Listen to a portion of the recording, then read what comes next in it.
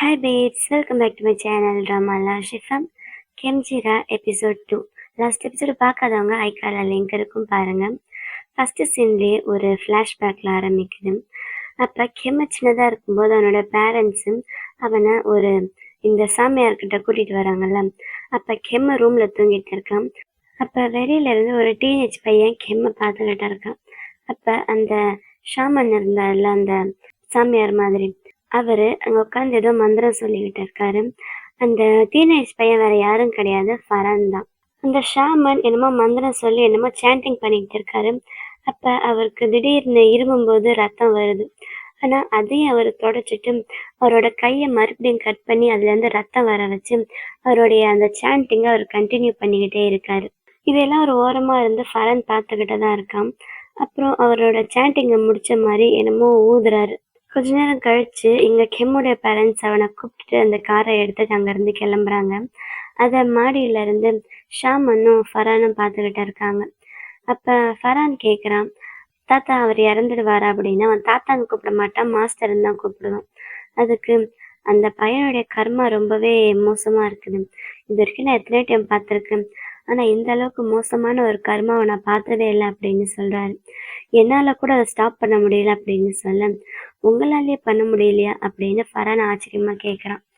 அதுக்கு அவரு, நீ ஒன்றும் கவலைப்படாத, இன்னும் அந்த பையனுக்கு ஒரு 10 வருஷம் இருக்குது, அது வரைக்கும் அவனால முடிஞ்ச வரைக்கும் அவன் சர்வைவ் பண்ணிக்குவான்.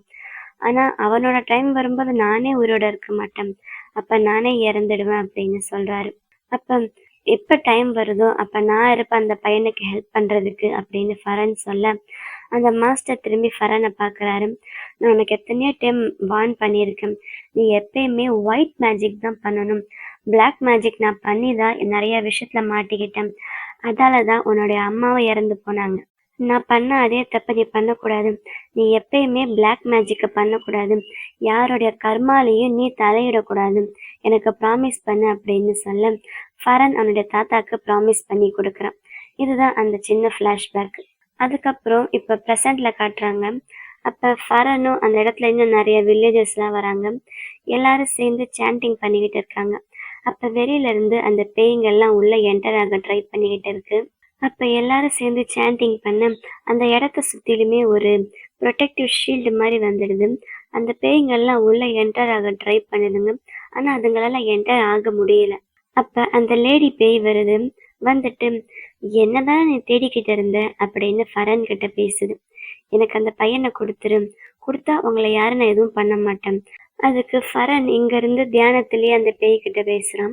எதுக்கு அந்த பையன், எதுக்கு நீ இந்த மாதிரி பண்ற, அவனை என்ன பண்ணான், என்ன பண்ணியிருந்தாலும் என்கிட்ட சொல்லு அப்படின்னு கேட்க, அதுக்கு உனக்கு எந்த சம்மந்தமும் கிடையாது, நீ உன் வாயை மூடு அப்படின்னு அந்த பேய் இவனை திட்டுது.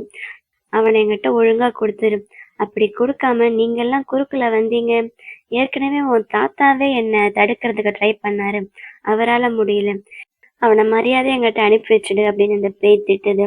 அப்ப இங்க ஃபரான் கண்ணை திறக்கிறான். அவன் பக்கத்துல 2 குட்டி பசங்க இருக்காங்க.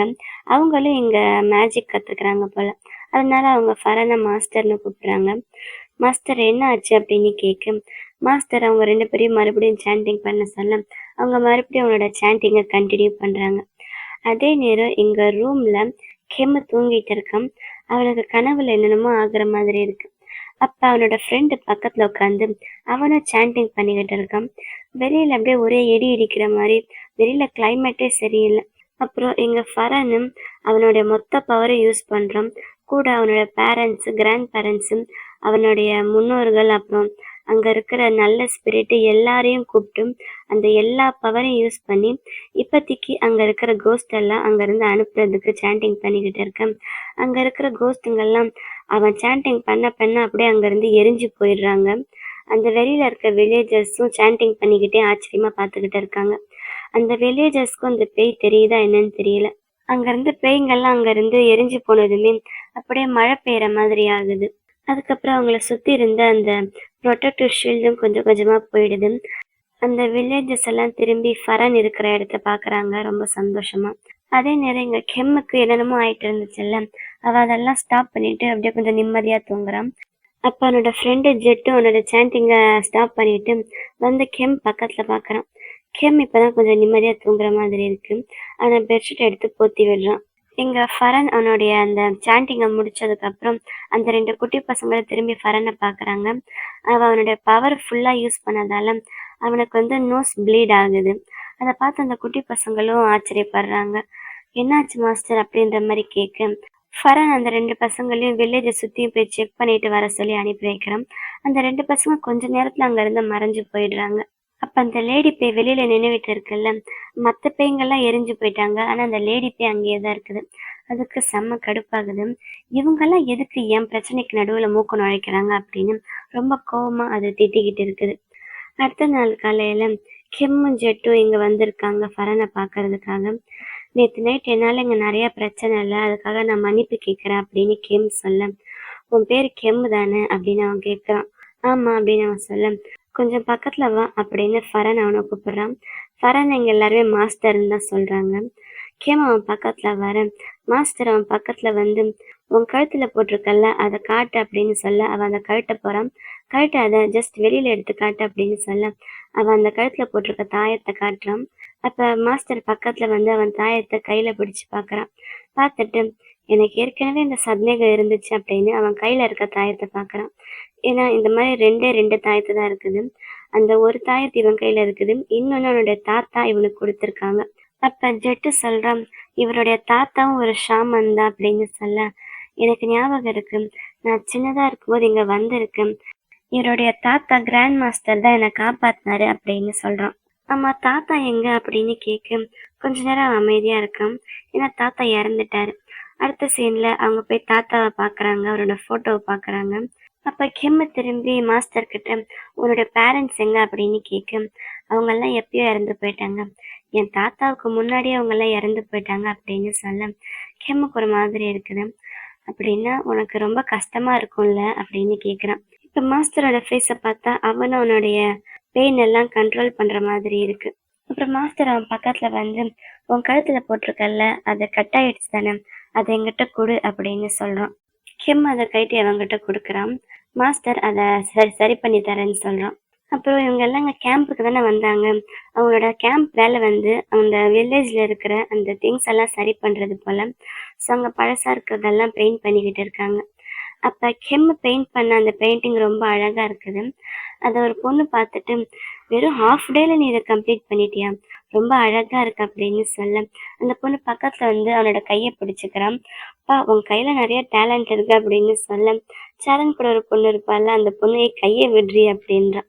பரவாயில்ல உன்னோட டிராயிங் ரொம்ப நல்லா இருக்குது, நீ ஒரு ஃபியூச்சர்ல பெரிய ஆளா ஆவப்பாரு, அப்புறம் எனக்கு நீ என்ன கிரேடு கொடுப்ப அப்படின்னு அந்த பொண்ணு பேசிக்கிட்டு இருக்கான். அப்ப அங்க சரண் வரான்.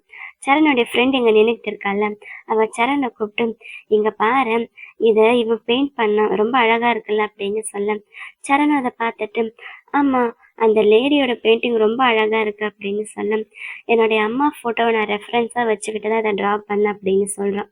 அதுக்கு சரண் அப்படின்னா உங்க அம்மா இதை பார்த்தா ரொம்ப சந்தோஷப்படுவாங்கல்ல அப்படின்னு சொல்ல கிம் எதுவும் சொல்லாம அமைதியா இருக்கான். உடனே சரண் புரிஞ்சுக்கிட்டு ஐயோ என்னை மன்னிச்சிடு, உங்க அம்மா இறந்துட்டாங்களா அப்படின்னு அவங்ககிட்ட மன்னிப்பு கேட்குறான். ஐயோ இல்லை பரவாயில்ல விடு, எதுக்கு இந்த அளவுக்கு சீரியஸா மன்னிப்பு கேட்குற அப்படின்னு கெம் அவன்கிட்ட கேட்குறான். அப்புறம் சரண் கெம் கிட்ட அவனை இன்ட்ரடியூஸ் பண்ணிக்கிறான். 2 பேரும் ஹேண்ட் ஷேக் பண்றாங்க. இதெல்லாம் தூரத்துல இருந்து ஜெட்டு பார்த்துக்கிட்டு இருக்கான். அப்ப அந்த பொண்ணுடைய பாய் ஃப்ரெண்டும் மற்ற பசங்களும் அங்க வராங்க. இந்த டிராயிங் நல்லா இருக்குல்ல, இதை கெம்மு தான் டிரா பண்ண அப்படின்னு சொல்ல அந்த மற்ற பசங்க ஓ நீ தான் கெம்மா, ஓ அந்த கெம்ஜிரா, அந்த பொண்ணு பேர் வச்சிருக்கிறது நீதான் இல்ல, பேர் மட்டும் இல்ல நீயும் பாக்குறதுக்கு பொண்ணு மாதிரி அழகா தான் இருக்க அப்படின்னு கிண்டலா பேசுறாங்க. அப்ப சரண் நம்ம எந்த காலத்துல இருக்கோம், இப்பயும் ஒருத்தவங்களோட ஜெண்டர் வச்சு அவங்க எப்படி இருக்குன்னு நீங்க எதுக்கு டிசைட் பண்றீங்க அப்படின்னு கேட்க இப்ப நாங்க என்ன தப்பா சொல்லிட்டோம், அவன் பாக்குறதுக்கு கியூட்டா அழகா இருக்கான்னு தானே சொன்னோம், இதுல என்ன தப்பு அப்படின்னு அந்த பையன் கெம் மேல கை போடுறான். இதெல்லாம் மேல இருந்து ஜெட்டு பார்த்துக்கிட்டே இருக்கான். உடனே ஜெட்டு கடுப்பாயிட்டு யார் அது என் ஃப்ரெண்டு மேல கைய வச்சதும் இந்த வர இருங்கடா அப்படின்னு மேல இருந்து இறங்கி வரான். ஆனா வரதுக்குள்ள அந்த பொண்ணு அந்த பசங்களெல்லாம் அங்க இருந்து கூட்டிட்டு போயிடுறான். ஜெட்டு பக்கத்துல வந்துட்டு என்னாச்சு அவங்க ஒன்னு ஹர்ட் பண்ணாங்களா அப்படின்னு கேட்க அதெல்லாம் ஒன்றும் கிடையாது, ஜஸ்ட் அவங்க எங்க எல்லாரும் எங்கிட்ட ஃப்ரெண்டா தான் பேசினாங்க, புது ஃப்ரெண்டு கிடைக்கிறது நல்லது தானே அப்படின்னு கெம் சொல்றான். சரி இது யாரு அப்படின்னு சரணை பார்த்து கேட்க நான் இங்கதானே நிக்கிறேன் உனக்கு கண்ணு தெரியலையா, எங்கிட்டயே கேட்க வேண்டியது தானே அப்படின்னு அவனு திமுறா சொல்றான். அப்புறம் கெம்மை அவங்க 2 பேரும் இன்ட்ரோடியூஸ் பண்ணி வைக்க 2 பேரையும் ஹேண்ட் ஷேக் பண்ண சொல்றான். 2 பேரும் ஹேண்ட் ஷேக் பண்றாங்க. ஆனா யாரு கைய யாரு டைட்டா புடிச்சிருக்கான்னு தெரியல. 2 பேருமே கைய விடாம சண்டை போட்டுக்கிட்டே இருக்கானுங்க. அப்புறம் அந்த ஸ்டூடெண்ட்ஸ்ல ஒரு 3 பேரு அந்த வில்லேஜ்ல இருக்க ஒரு அங்கிள் வீட்டுக்கு போறாங்க. அவங்க 4 பேருமே சேர்ந்து நல்லா ஜாலியா ட்ரிங்க் பண்ணிக்கிட்டு இருக்காங்க. அந்த அங்கிள் பேரு வான் நினைக்கிறேன். அந்த அங்கிளோட ஒய்ஃப் பேரு ரே. ரே பக்கத்துல வந்து அவங்களுக்கு சைட் டிஷ் எல்லாம் குடுக்குறாங்க. அப்ப அந்த பசங்கள்லாம் ரொம்ப ஜாலியா ட்ரிங்க் பண்ணிக்கிட்டு இருக்கு. நம்ம நைட்டு ஃபுல்லா குடிப்போம் போல. ஆன்ட்டி நீங்க போய் தூங்குங்க, ரெஸ்ட் எடுங்க அப்படின்னு சொல்ல, உடனே அந்த அங்கிள் என்ன பண்றான், அதெல்லாம் ஒண்ணும் கிடையாது. அவன் நைட்டு ஃபுல்லா என் கூட முழிச்சுட்டு தான் இருப்பான். நம்ம கேட்கறதெல்லாம் அவ செஞ்சு கொடுப்பா அப்படின்னு சொல்ல, ஆன்ட்டி ஆமான்னு சொல்றாங்க. அதுக்கு அந்த ஆன்ட்டி நைட்டெல்லாம் குடிக்காதீங்கப்பா, காலையில உங்களுக்கு வேலை இருக்கும்ல அப்படின்னு சொல்ல, உடனே அங்கிள் அந்த ஆன்ட்டியை சைடா பார்த்து முறைக்கிறாரு. ஆன்ட்டி அவங்கள எப்படியோ கண்ட்ரோல் பண்ணிட்டு சும்மா இருந்துடுறாங்க. கொஞ்ச நேரம் கழிச்சு இவங்க எல்லாருமே நல்லா ட்ரிங்க் பண்ணிட்டு அங்கேயே தூங்கிடுறாங்க. அதுல ஒரு பையன் மட்டும் தூக்கத்துல இருந்து எந்திரிக்கிறான். அப்ப அவனுக்கு மேல இருந்து ஏதோ சத்தம் கேட்குற மாதிரி இருக்குது. இவன் மேல மெதுவா ஏறி போய் பார்க்க அங்கிள் ஆன்ட்டிய செம்மையா அடிச்சுக்கிட்டு இருக்காரு. உனக்கு என்ன தைரியம், நீ என்னையே எதிர்த்து பேசுறியா, நீ யாரு சொல்றது யாரு குடிக்கணும் குடிக்க கூடாது அப்படின்னு சொல்லி ஆன்ட்டிய அடிச்சுக்கிட்டு இருக்க. அது அந்த பையன் ஒளிஞ்சு நின்று பார்த்துக்கிட்டு இருக்கான். அப்புறம் அங்கிள் அந்த ஆன்ட்டிய அடிச்சுட்டு தூங்கிடுறாரு. இந்த பையனுக்கு ஒரே ஆச்சரியமா இருக்குது. ஏன்னா இவங்க கிட்ட அந்த அங்கிள் ரொம்ப நல்லா நடந்துக்கிறாருல, அவங்க ஒய்ஃபை மட்டும் எப்படி அடிக்கிறாரு அப்படின்னு ஆச்சரியப்படுறான். அடுத்த நாள் அங்க நடந்தது எல்லாமே அவனோட ஃப்ரெண்ட்ஸ் கிட்ட சொல்றான். அவனோட ஃப்ரெண்ட்ஸுக்கும் ஆச்சரியமா இருக்குது. உண்மையாலுமா, ஆனா அவர் பார்க்கறதுக்கு ரொம்ப நல்லவர் மாதிரி இருக்காரே, நமக்கு நிறைய ஹெல்ப் எல்லாம் பண்ணி கொடுக்குறாரே அப்படின்னு பேசிக்க, இன்னைக்கு காலையில கூட அவங்க 2 பேரும் நல்லா தான் நடந்துக்கிட்டாங்க அப்படின்னு பேசுறான். அப்ப பக்கத்து டேபிள்ல கெம் உட்காந்து சாப்பிட்டுக்கிட்டு இருக்கான். கெம் சொல்றான், அது எப்படி கெஸ்ட்டுங்களுக்கு முன்னாடி அவங்க சண்டை போட்டுக்குவாங்க, அப்படி உண்மையாலுமே அவங்களுக்குள்ள ஏதாச்சும் பிரச்சனை இருந்தா அதை நீ இந்த வில்லேஜர்ஸ் கிட்ட சொல்லணும் அப்படின்னு கெம் சொல்ல, உடனே அந்த பையன் டென்ஷன் ஆயிடுறான். நீ எதுக்கு இந்த விஷயத்தெல்லாம் தலையிடுற, உன் வேலையை மட்டும் பாரு அப்படின்னு அவன் செம்மையா சண்டைக்கு வர, அவனுடைய மற்ற ஃப்ரெண்ட்ஸ் எல்லாம் அவனை சமாதானப்படுத்திடுறாங்க.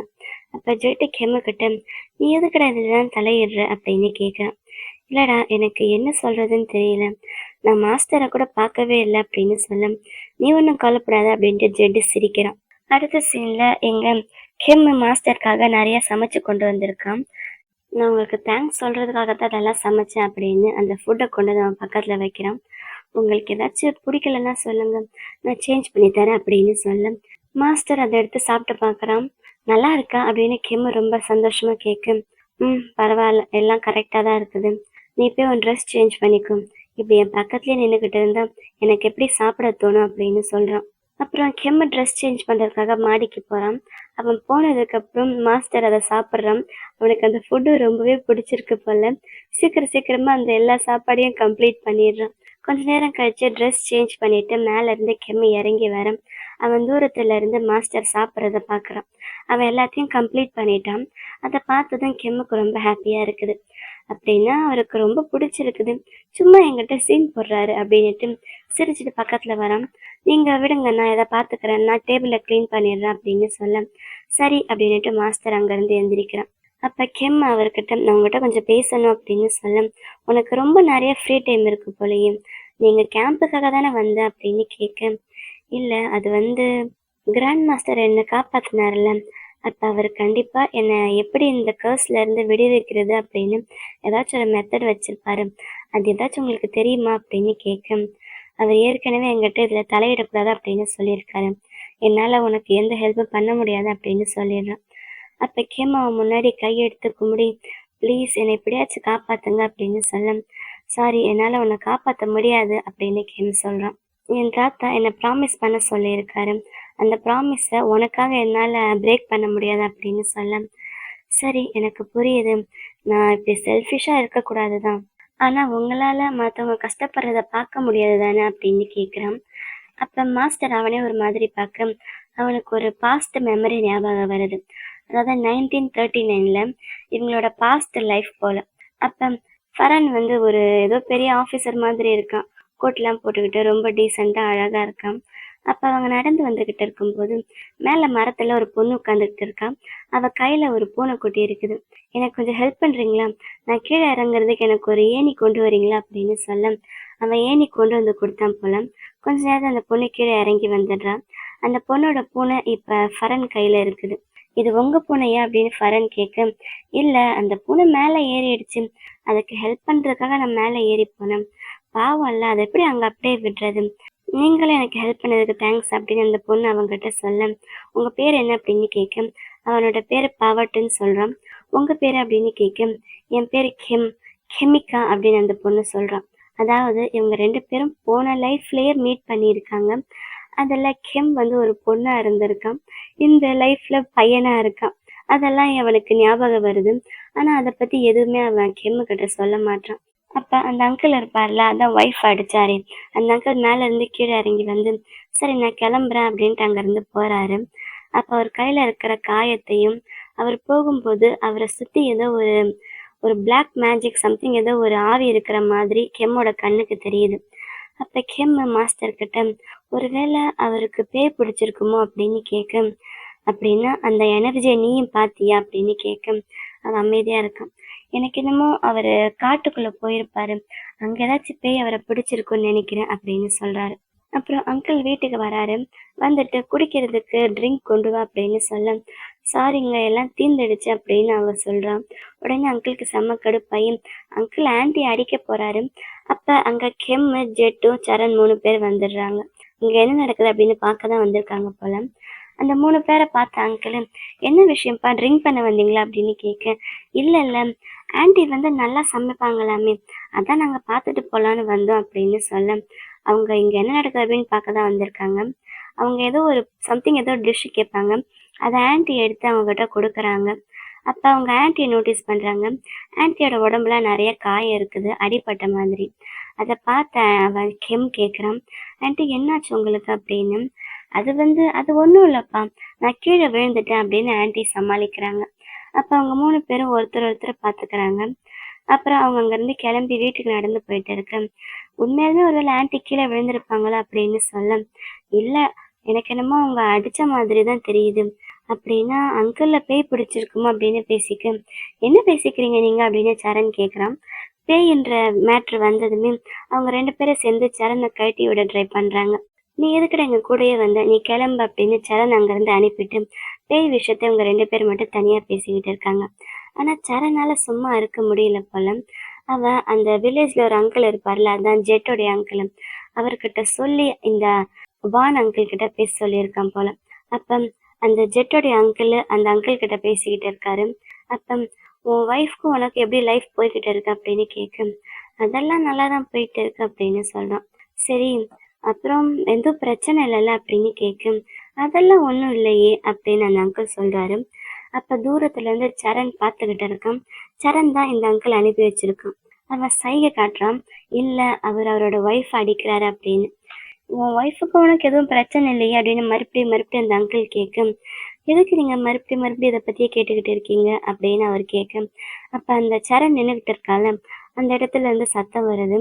யார் அதாங்க அப்படின்னு அந்த அங்கிள் கேட்க, சரணை இருட்டுல இருந்து வெளியில வரான். சரணை பார்த்ததுமே, நீ என்ன பண்றீங்க அப்படின்னு அந்த அங்கிள் கேட்குறாரு.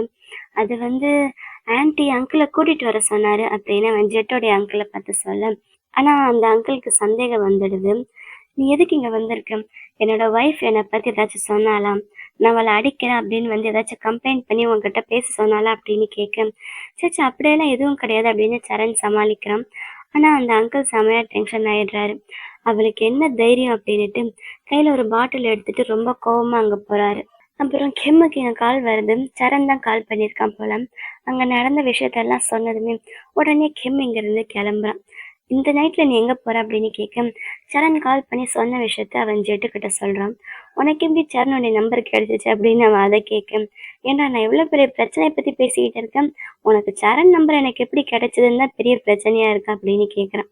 சரிடா இப்ப நம்ம அங்க போகணும் அப்படின்னு சொல்ல, நீ தனியா போக வேண்டாம், நானும் உன் கூட வரேன் அப்படின்னுட்டு அவங்க 2 பேருமே சைக்கிள் எடுத்துட்டு அங்க இருந்து கிளம்புறாங்க. அவங்க அங்க இருந்து போறத அங்க மாஸ்டர் பார்த்துக்கிட்டு தான் இருக்காரு. இங்க ரே இருக்காங்கல்ல அந்த ஆன்ட்டி, அந்த ஆன்ட்டி அவங்க ஹஸ்பண்டும் அவங்களும் ஒண்ணா இருக்கிற போட்டோவை பார்த்து அழுதுகிட்டு இருக்காங்க. ஃபர்ஸ்ட் அவங்க 2 பேரும் ரொம்ப சந்தோஷமா இருந்தாங்க போல. ஆனா இப்பதான் அங்கிள் ரொம்ப குடிச்சு குடிச்சு இந்த மாதிரி பண்ணிக்கிட்டே இருக்காரு. அப்ப அங்கிள் வீட்டுக்கு வரும்போதே குடிச்சுக்கிட்டே வராரு. என்ன இன்னைக்கு நீங்க குடிக்கிறீங்களா அப்படின்னு ஆன்ட்டி கேட்க, நீ யாருடி என்ன சொல்றது, இப்போ நான் என்ன பண்றேன் பாரு அப்படின்னு சொல்ல, அப்ப அங்கிளுக்கு யாரோ பக்கத்துல இருந்து அவங்கள எல்லாரையும் கொன்னுடு கொன்னுடு அப்படின்னு சொல்ற மாதிரி இருக்கு. அப்ப அங்கிள் அந்த பாட்டில உடைச்சிட்டு அந்த ஆன்ட்டியை குத்த பக்கத்துல போறாரு. அப்ப அங்க சரணும் அந்த இன்னொரு அங்கிளும் வந்துடுறாங்க. வந்துட்டு அவனை பிடிச்சு தடுக்கிறாங்க. அப்ப கொன்னுடு அவங்க எல்லாரையும் கொன்னுடு அப்படின்ற சத்தம் அந்த அங்கிளுக்கும் கேக்குது. அந்த அங்கிளும் வில்லேஜர்ல அவருக்கும் அந்த பேயோடைய சத்தம் எல்லாம் கேட்கும் போல. உடனே அங்கிள் அந்த சாண்ட் பண்ண ஆரம்பிக்கிறாரு. அப்ப சரண் கேட்குறான், அங்கிள் என்ன பண்றீங்க அப்படின்னு. அவனுக்கு பேய் பிடிச்சிருக்கு, அதான் நான் சாண்ட் பண்றேன் அப்படின்னு சொல்ல, அப்ப அந்த ஆன்ட்டி ரே, அவனுக்கு ஒன்றும் பேய் பிடிக்கல, எனக்கு தான் பிடிச்சிருக்கு அப்படின்னு சொல்ல, ஆன்ட்டியோட ஃபேஸ் அப்படியே பேய் மாதிரி மாறிடுது. ஆன்ட்டி சரணை கீழே தள்ளி விட்டுடுறாங்க. அப்புறம் ஆன்ட்டி அந்த அங்கிளையும் வந்து கழுத்தை பிடிச்சி நெரிச்சு அந்த பக்கம் தள்ளி விடுறாங்க.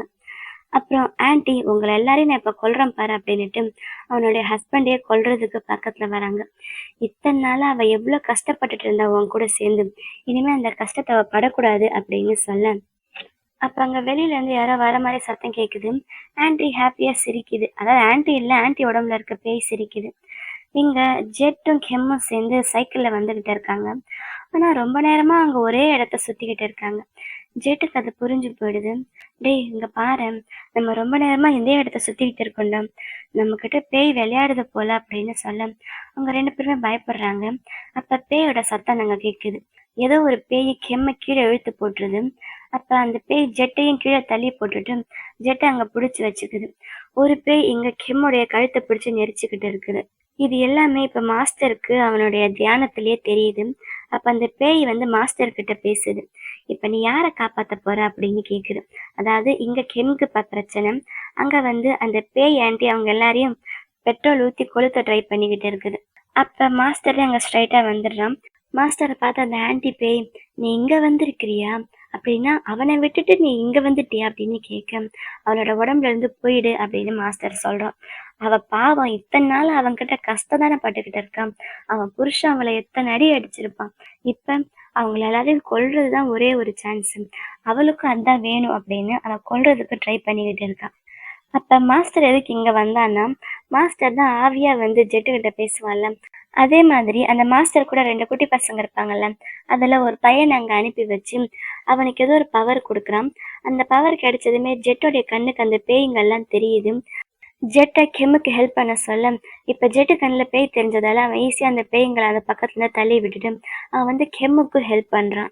அப்ப அந்த பேய்ங்க மறுபடியும் கெம் பக்கத்துல வர, இப்ப கெம் பக்கத்துல எப்பயுமே ஒரு பேய் இருக்கும்ல, ஒரு ஆம்பளை பேய் காக்கி கலர் ட்ரெஸ் போட்டு, அந்த பேய் வந்து அந்த மத்த பேய்களை அங்க இருந்து அடிச்சு துரத்தி விட்டுடுது. அதே நேரம் அந்த மாஸ்டர் இங்க அந்த ஆன்டி பேய தலையில கை வச்சு பேய் ஓட்டிக்கிட்டு இருக்கு. அப்ப கெம்மும் ஜெட்டு அந்த இடத்துல வந்துடுறாங்க. எப்படியும் அந்த ஆன்ட்டியோட உடம்புல அந்த பேயை அவன் வெளியில வர வச்சிடுறான். அவன் சாண்டிங் பண்ணிக்கிட்டே இருக்க அந்த பேய் அங்க இருந்து எரிஞ்சு போயிடுது. அப்ப ஜெட்டு ஓடி போய் சரண் என்ன ஆச்சு அப்படின்னு பாத்துக்கிட்டு இருக்க, இந்த அங்கிளும் போய் ஆன்ட்டியை கட்டி பிடிச்சிட்டு அழுகுறாரு.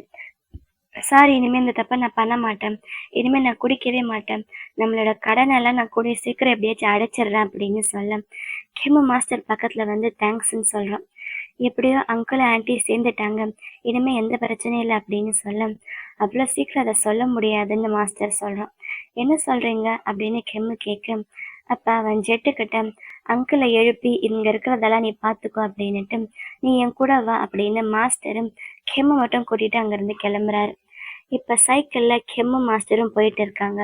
அப்ப கெம்மு கேக்குறான், கொஞ்ச நேரத்துக்கு முன்னாடி அவங்களுக்குள்ள எந்த பிரச்சனையும் இல்லை அப்படின்னு சொல்லும்போது எதுக்கு அது இவ்வளவு சீக்கிரம் அப்படின்னு சொன்னீங்க அப்படின்னு கெம்மு கேட்க, எனக்கு என்னவோ அவன் மறுபடியும் திருந்துவான்னு தோணல அப்படின்னு அங்கிளை பத்தி சொல்றாரு. ஆனா அவர் ப்ராமிஸ் பண்ணியிருக்காரு அப்படின்னு சொல்ல, ப்ராமிஸ் பண்ணியிருக்காரு தான், ஆனா அது எத்தனை நாளைக்கு நீடிக்கும் அப்படின்னு எனக்கு தெரியல அப்படின்னு சொல்றான். அதாவது அங்கிள் மறுபடியும் இதே மாதிரி குடிச்சிட்டு ஆன்ட்டி அடிப்பாரோ அப்படின்ற மாதிரி டவுட் பண்றான். ஏன்னா லைஃப்ல லவ் மட்டுமே முக்கியம் கிடையாது, நம்ம வாழ்றதுக்கு இன்னும் நிறைய விஷயம் அவசியம் அப்படின்னு அவர் சொல்றாரு. அப்ப கெம் ஒரு மாதிரி மாஸ்டரையே பார்த்துக்கிட்டு இருக்கான். நீ இவங்களுக்கெல்லாம் ஹெல்ப் பண்ற, ஆனா எனக்கு மட்டும் ஹெல்ப் பண்ண மாட்டேன்னு சொல்லிட்டேன். எதுக்கு, இவங்கெல்லாம் என்னோட வில்லேஜஸ், நான் வேற யாரோ அப்படின்றதுக்காகவா அப்படின்னு கேட்க, என்னோட டியூட்டி என்னோட வில்லேஜஸ்ல இருக்கவங்கள பாத்துக்கிறது தான் அப்படின்னு அவன் சொல்றான். அப்படின்னா நான் யாரோ ஒருத்தரும் ஒரு அவுட் சைடர் அப்படின்றதால தானே நீ எனக்கு ஹெல்ப் பண்ண மாட்டேன், எனக்கு புரிஞ்சிடுச்சு. ஆனா என்னால முடிஞ்ச அளவுக்கு இனிமே நான் ஒரு அவுட் சைடர் இல்ல அப்படின்றத உனக்கு நிரூபிப்பேன் அப்படின்னு அவன் சொல்ல, கிம் கண்ணுல இருந்தெல்லாம் ஒரே தண்ணியா வந்துகிட்டு இருக்கு. அப்ப திடீர்னு மாஸ்டர் சைக்கிள ஸ்டாப் பண்ண, கிம் அவர் மேல கை வைக்கிறான். மாஸ்டர் திரும்பி மேல கை வைக்காத அப்படின்னு சொல்ல அவன் கைய எடுத்துடுறான். ஜெட்டும் ஜெட்டோடைய அங்கிளும் சேர்ந்து சரண கொண்டு வந்து ரூம்ல படுக்க வைக்கிறாங்க. அவன் அந்த பேய் அவனை தள்ளி விட்டுச்சுல்ல, அப்ப இருந்து மயக்கத்துல தான் இருக்கான். அவனுக்கு என்ன ஆச்சோ அப்படின்னு ஜெட் அவனே ஒரு மாதிரி கவலையா பார்த்துக்கிட்டு இருக்க, அந்த மத்த 2 பொண்ணுங்களுமே ஜெட்ட பாக்குறாங்க. ஜெட்டோடைய அங்கிள் ஆன்ட்டிக்கு அவன் பாக்குறது புரியுது. என்ன நடக்குறீங்க அப்படின்ற மாதிரி எல்லாரும் பார்க்க, ஒன்றும் கவலைப்படாத அவனுக்கு நல்லாயிடும் அப்படின்னு அங்கிள் சொல்றான். கவலையா? நான் எதுக்கு கவலைப்பட போறேன்? அப்படியெல்லாம் ஒன்றும் இல்லையே அப்படின்னு அவங்க இருந்து எஸ்கேப் ஆகி போயிடுறான். அப்புறம் அடுத்த நாள் அந்த அங்கிள் இருந்தார்ல, அவரு மாஸ்டரை பார்க்க வந்திருக்காரு. குட் லக் அப்படின்னு மாஸ்டர் அவனை அங்கிருந்து அனுப்பி வைக்கிறாரு. கிம்மும் ஜெட்டு வராங்க மாஸ்டரை பார்க்கறதுக்காக. மாஸ்டர் இவங்க பக்கத்துல வர, அவர் வந்து பக்கத்து ஊருக்கு வேலைக்கு போக போறான். கொஞ்ச நாள் அந்த அங்கிள் ஆண்டியும் பிரிஞ்சு இருக்கிறது அவங்க 2 பேருக்குமே நல்லது அப்படின்னு மாஸ்டர் சொல்றாரு. அப்ப ஜெட்டு கேக்குறான், நேத்து அந்த ஒரு ஆவி வந்துச்சுல்ல, அந்த ஆவி கிம்முடைய பாஸ்ட் கர்மால இருந்து வந்த ஆவி அப்படின்னு கேட்க, ஆமா, அந்த லேடி பேய் இருக்குல்ல, அதுதான் இந்த ஆவி அனுப்பி வச்சிருக்குது. நம்ம வில்லேஜ்ல ஏதாச்சும் பிரச்சனை பண்ணணும் அப்படின்றதுக்காக அப்படின்னு சொல்ல, அதுக்கு கிம் சாரி கேக்குறான். என்னாலதான் இதெல்லாம் அப்படின்னு சொல்ல, இல்ல அப்படி அந்த ஆவி வராம இருந்திருந்தாலும் அங்கிள் ஆன்ட்டிக்கு நடுவுல கண்டிப்பா பிரச்சனை வந்திருக்கும் தான் அப்படின்னு சொல்ல, ஜெட்டு உடனே கிம்மு கிட்ட, நான் சொன்னல, இது உன்னோட தப்பு கிடையாது, நீ ஃபீல் பண்ணாத அப்படின்னு சொல்றான். அப்ப ஜெட்டு கேக்குறான், நேத்து நைட்டு எனக்கு ஆவி பாக்குற மாதிரி பண்ணீங்கல்ல, அந்த மாதிரி மறுபடியும் எனக்கு பண்ண முடியுமா? எனக்கு பார்க்கணும்னு ஆசையா இருக்கு அப்படின்னு கேட்க, அப்ப உங்க அப்பா அம்மா வந்து என்னதான் அடிப்பாங்க, பரவாயில்லையா அப்படின்னு மாஸ்டர் கேக்குறான். அப்புறம் நேத்து நைட்டு ஒரு ஆவி வந்துச்சு. அந்த ஆவி தான் கெம்மு என்னைய அங்கிருந்து காப்பாத்துச்சு. அந்த ஆவி பார்க்கறதுக்கு ஒரு பையன் மாதிரி இருந்துச்சு. அது காக்கி கலர்ல ட்ரெஸ் போட்டுட்டு இருந்துச்சு. நீ இதுக்கு முன்னாடி அந்த ஆவிய பார்த்திருக்கியா அப்படின்னு அவன் கெம்ம கேட்க, பார்த்திருக்கேன் அப்படின்னு கெம்மு சொல்றான். அத மாஸ்டர் கேட்கும்போது மாஸ்டருக்கு ஒரு மாதிரி கடுப்பாகுற மாதிரி இருக்கு. மாஸ்டருக்கு அந்த ஆவி யாருன்னு நல்லா தெரியும் போல. அன்னைக்கு நைட்டு கெம்மு தூங்கிட்டு இருக்கான். அப்ப அந்த ஆவி இருக்குல்ல, அந்த ஆவி வந்து கெம்மு பக்கத்துல உட்காந்து கெம்மு ஒரு மாதிரி அஃபெக்ஷனேட்டா பாக்குது. கெம்மு பக்கத்துல வந்து அவனுடைய கன்னத்துல கை வைக்க ட்ரை பண்ணுது. ஆனா அந்த ப்ரொடெக்டிவ் ஷீல்டு அவன் கழுத்துல போட்டிருக்கால அந்த தாயத்தை என்னன்னு தெரியல. அந்த ஆவியால கெம்ம தொட முடியல. அந்த ஆவி செமையா டென்ஷன் ஆயிட்டு கோவமா அங்கிருந்து போக விண்டோ பட்டுன்னு க்ளோஸ் ஆகுது. அந்த சத்தத்துல இங்க கெம்மு எந்திரிச்சிடுறான். அந்த ஆவி அங்கிருந்து ஸ்ட்ரைட்டா எங்க மாஸ்டரை தான் பார்க்க வந்திருக்குது போல. மாஸ்டர் அங்க ப்ரே பண்ணிக்கிட்டு இருக்க, மாஸ்டர் ரூம்ல இருக்க விண்டோஸ் எல்லாம் க்ளோஸ் ஆயிடுது. மாஸ்டர் என்ன நடக்குது அப்படின்னு திரும்பி பார்த்தா அந்த பேய் அங்க நின்றுகிட்டு இருக்குது. மாஸ்டரை பார்த்து முறைக்குது. நம்ம பார்த்து ரொம்ப நாள் ஆச்சுல்ல அப்படின்னு சொல்ல, இதோட இந்த எபிசோடு முடியுது. இந்த வீடியோ உங்க எல்லாருக்கும் ரொம்ப பிடிச்சிருக்குன்னு நினைக்கிறேன். அப்படி பிடிச்சிருந்தா லைக் பண்ணுங்க. அடுத்து என்ன நடக்க போகுதுன்னு தெரிஞ்சுக்க மறக்காம நம்ம சேனலை சப்ஸ்கிரைப் பண்ணுங்க. Love you babes. பை.